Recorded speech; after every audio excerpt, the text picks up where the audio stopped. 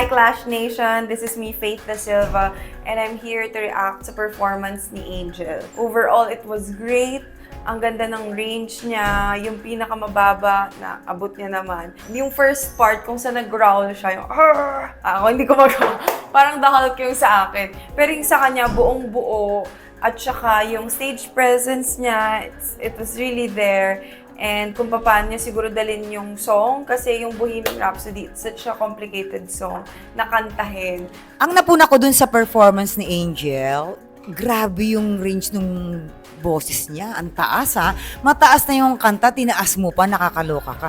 Pero hindi ako singer, pero as a dancer, sensitive din ako sa mga tono. Ingatan lang natin, diba? Ingatan lang natin minsan sa sobrang taas ng boses natin, sa sobrang taas ng range, minsan medyo parang may nawawala dun sa diba? Pero ang ganda ng boses niya, first, ang taas, grabe siya, kakaiba ka.